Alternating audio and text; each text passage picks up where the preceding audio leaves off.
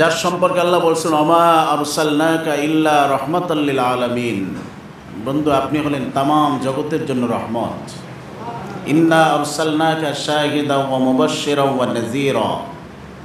আমি আপনাকে শাহেদ, সুসংবাদদাতা, ভীতি প্রদর্শনকারী হিসেবে আমি প্রেরণ করেছি। যার সম্পর্কে আল্লাহ পাক রব্বুল আলামিন বলেছেন ইয়া আইয়ুহাল্লাযীনা আমানু আমিনু বিমা নুজ্জিলা আলা মুহাম্মদ। আমি যা কিছু নাজিল করেছি এগুলোর উপরে ঈমান আনো এবং মুহাম্মদ সাল্লাল্লাহু আলাইহি ওয়াসাল্লামের উপরে যা কিছু অধিষ্ঠিত হয়েছে তার উপরও ঈমান আনো। আল্লাহ পাক রব্বুল আলামিন বলছেন মা কানা মুহাম্মাদুন আবা আহাদিম মির রিজালিকুম ওয়ালাকিন রাসূলুল্লাহি ওয়া খাতামান নাবিয়্যিন। মুহাম্মদ সাল্লাল্লাহু আলাইহি ওয়াসাল্লাম চূড়ান্ত নবী, তারপরে পৃথিবীতে আর কোনো নবী আসবে না। ওয়া মা মুহাম্মাদুন ইল্লা রাসূল ক্বাদ খালাত মিন ক্বাবলিহির রাসূল। মুহাম্মদ সাল্লাল্লাহু আলাইহি ওয়াসাল্লাম একজন রাসূল, তার পূর্বে অনেক রাসূল এই দুনিয়া থেকে গত হয়ে গেছেন। আল্লাহ পাক রব্বুল আলামিন বলছেন মুহাম্মাদুর রাসূলুল্লাহ ওয়াল্লাযীনা মাআহু আশিদ্দাউ আলাল কুফার রুহামাউ বাইনাহুম। আমার নবী মুহাম্মদ সাল্লাল্লাহু আলাইহি ওয়াসাল্লামের একটা গুণ এবং তার সাথী সাহাবীদের একটা গুণ হলো কাফেরদের উপরে তারা খুব চড়াও এবং পরস্পরে মোমেনরা ভ্রাতৃত্ব বন্ধনে আবদ্ধ, একে অপরের প্রতি রহম দেলওয়ালা। সুবহানাল্লাহ বলেন। আল্লাহ পাক রব্বুল আলামিন তার হাবিব সম্পর্কে বলছেন তাহা মা আনজালনা আলাইকাল কুরআনা লিতাশকা। বন্ধু, পবিত্র কোরআন আপনাকে কষ্ট দেওয়ার জন্য আমি নাজিল করিনি। আল্লাহ পাক রব্বুল আলামিন বলছেন ইয়া আইয়ুহাল মুযাম্মিল কুমিল লাইলা ইল্লা কলিলা নিসফাহু আও ইনকুস মিনহু কলিলা। ইয়া আইয়ুহাল মুযাম্মিল, হে চাদরওয়ালা, বলেন না সুবহানাল্লাহ। কুমিল লাইলা ইল্লা কলিলা, রাত্রের কিছু অংশ বাদ দিয়ে আপনি বাকি অংশটুকুর প্রভুর জন্য আপনি দাঁড়িয়ে যান। ইয়া আইয়ুহাল মুদ্দাসসির কুম ফাআনজির ওয়া সিয়াবাকা ফাতাহির। হে চাদরওয়ালা, হে কম্বলওয়ালা, যার সম্পর্কে আল্লাহ পাক রব্বুল আলামিন বলছেন ইয়াসিন। যাকে আল্লাহ পাক রব্বুল আলামিন ডাক দিয়েছেন ইয়াসিন বলে, আওয়াজ করে বলেন আল্লাহু আকবার। যাকে আল্লাহ পাক রব্বুল আলামিন বলছেন আসা আইয়াবাসাকা রব্বুকা মাকামাম মাহমুদা। বন্ধু, আমি আপনার জন্য মাকামে মাহমুদ রেডি করে রেখেছি। এমন উঁচু সিংহাসন আপনাকে দিব, এমন দামি সিংহাসন, কাল কিয়ামতের ময়দানে ওই সিংহাসনে আপনি ব্যতিরেকে দ্বিতীয় আর কেউ বসার অধিকার রাখে না। সুবহানাল্লাহ। আল্লাহ বলছেন ইন্না আ'তাইনাকাল কাউসার। বন্ধু, আমি আপনাকে হাউজে কাউসার দান করেছি। সেই মহামানব যাকে আল্লাহ পাক রব্বুল আলামিন এত সম্মানিত করলেন। আল্লাহ বললেন তিলকার রসুলু ফাদ্দালনা বা'দাহুম আলা বা'দিন মিনহুম মান কাল্লামাল্লাহ ওয়া রাফা'a বা'দাহুম দারাজাত। এই পৃথিবীর বুকে যত নবী তাশরিফ নিয়েছেন 1,24,000 পয়গম্বর, মতান্তরে 2,24,000 পয়গম্বর, নবীজিকে বাদ দিলে 1,23,999 জন নবী, মতান্তরে 2,23,999 জন নবী। আল্লাহ পাক রব্বুল আলামিন বলছেন এই প্রত্যেক নবীকে এক একজনকে আমি আল্লাহ এক একজনের উপরে সম্মানিত করেছি। এমন কেউ ছিলেন যারা আমার সাথে কথা বলেছেন, আবার এমন কেউ আছেন যাদেরকে আমি সম্মানের উচ্চ সিংহাসনে রেখেছি। ওয়া রাফা'না লাকা যিকরাক। নবীজি বলছেন সম্মানের উচ্চ সিংহাসন আসনে যাকে আমি রেখেছি তিনি হলেন আমার দোস্ত মুহাম্মদ সাল্লাল্লাহু আলাইহি ওয়াসাল্লাম। আরো জোরে আওয়াজ করে বলেন না সুবহানাল্লাহ। তার চাইতে এত বড় সম্মানিত আমি কাউকে জগতে করি নাই। এত মর্যাদা আমি আর কাউকে দেই নাই যতটা মর্যাদা দিয়েছি আমার দোস্ত মুহাম্মদ সাল্লাল্লাহু আলাইহি ওয়াসাল্লামকে। সেই নবীর আলোচনা করা, সেই নবী সম্পর্কে কথা বলা ক্ষুদ্রতম জ্ঞানও, এমনকি জ্ঞানের যদি কারো পাহাড়ও থাকে, কোরআন সুন্নাত একেবারে টোটালটাও যদি তার মুখস্থ থাকে, কিন্তু তারপরও রাসূল পাক সাল্লাল্লাহু আলাইহি ওয়াসাল্লামের জীবনী সংক্রান্ত তথ্যবহুল আলোচনা করা কখনোই কারো পক্ষে সম্ভব হবে না। এই জন্যই কোনো এক কবি নবীজির জীবনী লিখতে গিয়ে তিনি ভাষা হারিয়ে ফেলেছিলেন। তার কলম বন্ধ হয়ে গেছে, যেই দিকে রওনা দেয় সেই দিকে মহাসাগর। কারণ আল্লাহ পাক রব্বুল আলামিন পবিত্র কালামে হাকিমে নবীজির চরিত্র সম্পর্কে বলেছেন, ওয়া ইন্নাকা লাআলা খুলুকিন আযীম, আপনি হলেন মহান চরিত্রের অধিকারী। আল আযীম হুয়া শাইউল্লাযী লা আরাজা লাহা ওয়ালা তুলা লাহা ওয়ালা বিদায়াতা ওয়ালা নিহায়া। আজিমের সংজ্ঞা দিতে গিয়ে মুফাসসিরগণ বলেছেন, আজিম হলো এমন এক বিশাল সমুদ্রের নাম যার কোনো দৈর্ঘ্য নাই, যার কোনো প্রস্থ নাই, যা মাপ্পার মতো পৃথিবীতে কোনো যন্ত্র তৈরি হয় নাই। নবীজির চরিত্রকে আল্লাহ পাক রব্বুল আলামিন বলছেন আজিম। তাই তো উনি লিখতে গিয়ে বলছেন যে আমি কি লিখব, আমার ভাষা হারিয়ে ফেলেছি, তবে নবী এতটুকু বলতে পারি, বাদে আজ খোদা বুজুর্গ তুই কেসা মুখতাসার। আল্লাহর পরে এই জমিনে যদি সম্মানিত কোনো ব্যক্তি থেকে থাকেন, সে হচ্ছেন আপনি নবী মুহাম্মদুর রাসূলুল্লাহ সাল্লাল্লাহু আলাইহি ওয়াসাল্লাম। চিৎকার দিয়ে বলেন আল্লাহু আকবার। নবীর চাইতে সম্মানিত কোনো ব্যক্তি কি পৃথিবীতে ছিল? আছে? আসবে? হবে? কারণ আল্লাহ পাক রব্বুল আলামিন তাকে সবচেয়ে মহা সম্মানের উচ্চ আসনে বসায় রাখছেন। আল্লাহর পরই যার মাকাম, সুবহানাল্লাহ। হাসরের ময়দানও তার প্রমাণ করবেন আল্লাহ পাক রব্বুল আলামিন মাকামে মাহমুদ দিয়া, সুবহানাল্লাহ। একদিকে আল্লাহ পাক রব্বুল আলামিনের মহা কুদরতি সিংহাসন, যেখানে বসে তিনি কাজ করবেন, বিচার কার্য ফয়সালা করবেন। আল্লাহ পাক রব্বুল আলামিন সেখানে বলবেন যে আজকে কে আছে আমার সামনে কথা বলার মতো? কেউ নাই, সুবহানাল্লাহ বলেন। একদিকে আল্লাহ পাক রব্বুল আলামিন কাজীর সিংহাসন রাখবেন, অপরদিকে মাকামে মাহমুদ ওকলাতির উকিলের সিংহাসন, সুবহানাল্লাহ বলবেন না? হাসরের ময়দানে নবীজি পেরেশান হয়ে যাবেন। আল্লাহ পাক রব্বুল আলামিন পক্ষ থেকে বলা হবে, বন্ধু আপনি পেরেশানই হয়েন না, আমার কাজীর সিংহাসন এক পাশে, আর এক পাশে উকিলের সিংহাসন ফিট করে রেখেছি, ওখানে বসে আমি বিচার করব, এখানে বসে আপনি সুপারিশ করবেন। আপনি যার ব্যাপারে সুপারিশ করবেন, আপনার সেই উম্মত যদি কবিরা গুনাহ করে, তারপরেও যদি আপনি তার ব্যাপারে সুপারিশ করেন, আপনার সুপারিশ আমার দরবারে কবুল হবে, কোন পক্ষের সুপারিশ ব্যতিক্রম হবে না। এত বড় দামি সিংহাসনটা আল্লাহ পাক রব্বুল আলামিন তার বন্ধুর জন্য সাজায় রাখছেন। কিয়ামতের ময়দানেও আল্লাহ তার হাবিবকে মহা উচ্চ সিংহাসনে আল্লাহ দাঁড় করায় দিবেন, সুবহানাল্লাহ। কেমন নবী পেয়েছি আমরা, কেমন নবী পেয়েছি! এজন্য তো হাদিস শরীফে পাওয়া যায়, নবীজি বলছেন কিয়ামত যখন সংগঠিত হবে, প্রথম সিংহায় যখন ফুৎকার দেওয়া হবে, তামাম পৃথিবীটা লন্ডভন্ড হয়ে যাবে, কিচ্ছু থাকবে না। ইদা জুলজিলাতিল আরদু জিলজালাহা ওয়া আখরাজাতিল আরদু আসকালাহা ওয়া ক্বালাল ইনসানু মা লাহা ইয়াওমাইযিন তুহাদ্দিসু আখবারাহা ইদা ওয়াকাআতিল ওয়াকিআ লাইসা লিওয়াকাআতিহা কাযিবা খাফিজাতুর রাফিআ। সব কিছু শেষ হয়ে যাবে, মহাপ্রলয় ঘটবে, কিচ্ছু থাকবে না। সপ্ত আসমান ছিটকে ছিটকে জমিনে পড়তে থাকবে। ধুমতিকা নেহারিকা গ্যালাক্সি চন্দ্র সূর্যগুলো এক এক জায়গায় ছিটকে পড়বে। পাহাড়গুলো তুলার মতো উঠতে থাকবে। মানব জাতি সহ পৃথিবীর সব কিছু পানি হয়ে যাবে, কিচ্ছু থাকবে না। প্রথম সিংহায় ফুৎকার দেওয়ার সঙ্গে সঙ্গে সব কিছু শেষ হয়ে যাবে, ফানা হয়ে যাবে, কিছুই বাকি থাকবে না, সব শেষ। দ্বিতীয় সিংহায় যখন ফুৎকার দিবেন, আমার আল্লাহ পাক রব্বুল আলামিন চারজন মহা সম্মানিত ফেরেশতাকে জীবিত করবে।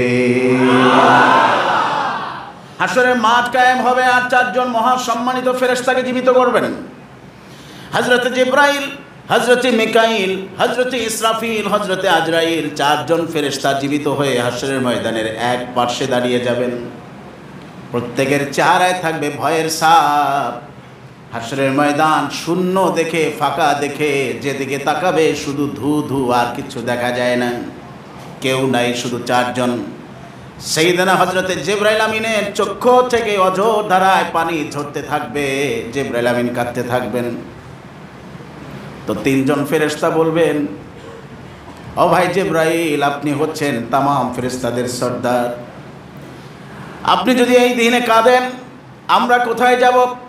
আপনি কাঁদেন কেন? হযরত জিবরাইল আমিন বলবেন, ভাই রে, আমি মহা টেনশনে আছি। কি এমন টেনশন আপনার? আপনি একটু বলবেন কি? জিবরাইল আমিন বলবেন, ভাই রে, কিছুক্ষণ পরই আমার রব নির্দেশ দিবেন, ও জিবরাইল কোথায় আছো, দ্রুত চলে যাও, আমার হাবিব রওজায় আথারে আছে, তাড়াতাড়ি রওজা থেকে উঠায়া মাকামে মাহমুদে আমার বন্ধুরে বসায়া দাও। দ্রুত চলে যাও জিবরাইল। তো তিনজন ফেরেশতা বলবেন আপনি যাবেন তো ঠিক আছে চলে যাবেন, টেনশনের কি আছে। জিবরাইল আমিন চোখ থেকে পানি ছেড়ে দিবেন আর বলবেন ভাই রে তোমরা বুঝো না, আমি যেই জিবরাইল আল্লাহর হাবিব মুহাম্মদ সাল্লাল্লাহু আলাইহি ওয়াসাল্লাম দুনিয়াতে থাকাকালীন অবস্থায় তার কাছে একবার নয় দুইবার নয় 24,000 বার ওহী এবং ওহীর বাহিরে আমি দেখা করেছি, সাক্ষাৎ করেছি। তিনি যখন দুনিয়া থেকে বিদায় নিয়ে রাউজাতুম মিন রিয়াজিল জান্নাত, জান্নাতের বাগিচায় রওজা মুবারকে যতদিন শায়িত ছিলেন, আমি জিবরাইল কতবার যে তার রওজা জিয়ারত করেছি তার কোনো শেষ নাই। কিন্তু আজকে সেই জিবরাইলের কি হলো আমি জানি না, রাসূলের রওজা মুবারক কোথায় আছে আমার মনে নাই, আমি ভুলে গেছি নবীজির রওজা কোথায় আমার মনে নাই। কিন্তু আল্লাহর নির্দেশ আমাকে মানতে হবে। এই যে মহা একটা টেনশনে আমাকে ধরে বসেছে সেজন্য আমি কাঁদতেছি। তো তিনজন ফেরেশতা বলবে টেনশনের কোনো কিছু নাই, আপনি জমিনকে জিজ্ঞেস করেন, ফাসআলিল আরদা, জমিনের কাছে জিজ্ঞেস করেন, জমিন জবাব দিবে নবীজি কোথায় আছেন, তার রওজা মোবারক কোথায়, কোন জায়গায় তিনি শায়িত আছেন, জান্নাতের টুকরাটা কোন জায়গায় আছে, জমিন বলে দিলে আপনার জন্য সহজ হয়ে যাবে। তো জিবরাইল আমিন জমিনকে জিজ্ঞেস করবেন, জমিন কেঁদে কেঁদে জবাব দিবে। আল্লাহ পাক রব্বুল আলামিন জমিনের জবানটা খুলে দিলে জমিন জবাব দিবে, কদ দাক্কানি আল্লাহু দাক্কান ফানাসিতু। ও ভাই জিবরাইল, আমি জমিনকে প্রশ্ন করে কোনো লাভ নাই, কারণ কিয়ামতের প্রথম সিংহায় যখন ফুৎকার দেওয়া হয়েছিল আমি জমিনকে আল্লাহ এমনভাবে নাড়াইয়া তুলছে, এমন ঝাঁকুনি দিছে, আমি জমিনের মনে নাই আমার বুকের কোন জায়গায় রহমাতুল লিল আলামিনকে রেখেছি, আমিও ভুলে গেছি, আমার মনে নাই কোন জায়গায় তিনি আছেন, আমার মনে নাই। জিবরাইল আমিন টেনশনে পড়ে যাবেন, ফেরেশতা তিনজন টেনশনে পড়ে যাবেন, জমিন কাঁদতে থাকবেন। আল্লাহ পাক রব্বুল আলামিন যখন দেখবেন তাদের দ্বারা সম্ভব নয়, এটা আল্লাহ জানেন, সঙ্গে সঙ্গে আল্লাহ পাক রব্বুল আলামিন আল্লাহর হাবিব সাল্লাল্লাহু আলাইহি ওয়াসাল্লাম যেই জায়গায় শায়িত আছেন সেই জায়গা থেকে নূর বের করে দিবেন।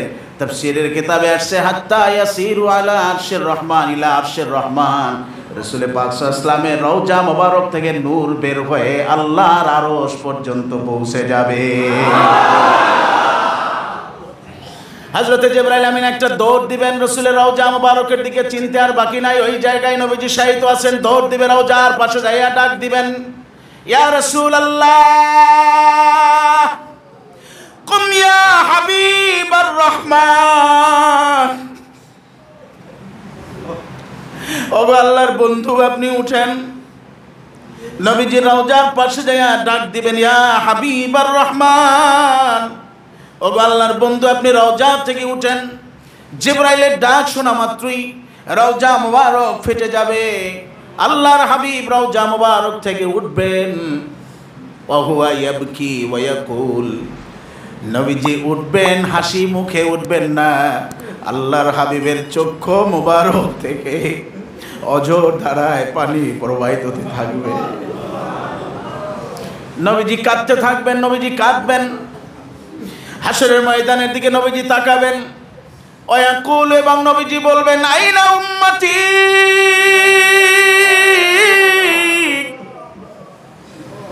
আইনা উম্মতি।